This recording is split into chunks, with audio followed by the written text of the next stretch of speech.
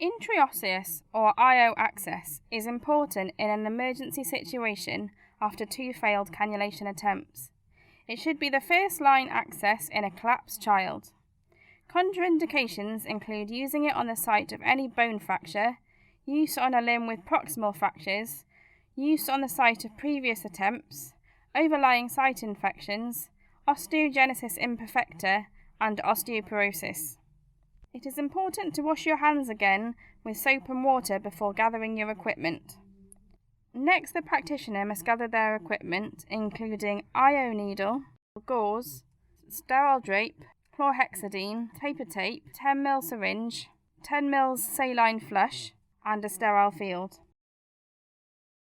Next, it's important to get the child into the correct position. Flex the child's leg at the knee and ensure the leg is stable. You may need an assistant to hold the leg.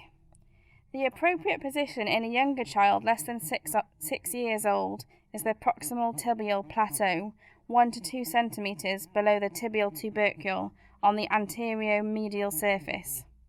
In an older child, the junction of the upper middle thirds of the tibia on the flat medial side.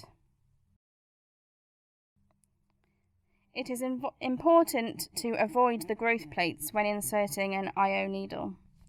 It's important to wash your hands again and put on sterile gloves before starting the procedure. The procedure will now be demonstrated on a chicken bone. The practitioner must clean the skin with chlorhexidine and drape the child.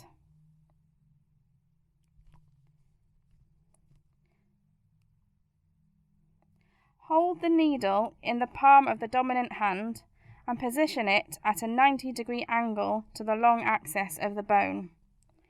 Advance the needle through the bony cortex with a twisting and rotating motion, maintaining a steady pressure.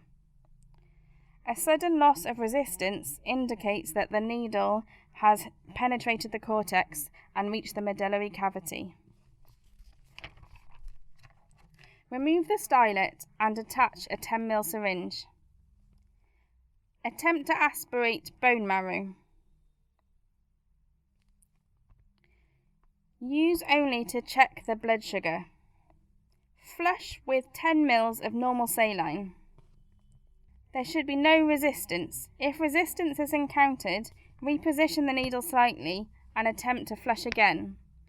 If resistance still exists, remove the IO and attempt in a different site. Secure the IO needle with gauze and dressing tape.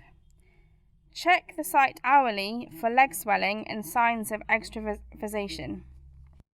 The most common complication is extravasation of fluid due to penetration of the bone or incomplete insertion.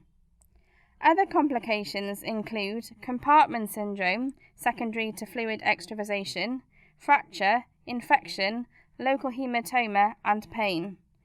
Aseptic technique is essential to reduce the risk of infection. The IO needle can remain in place for 72 hours.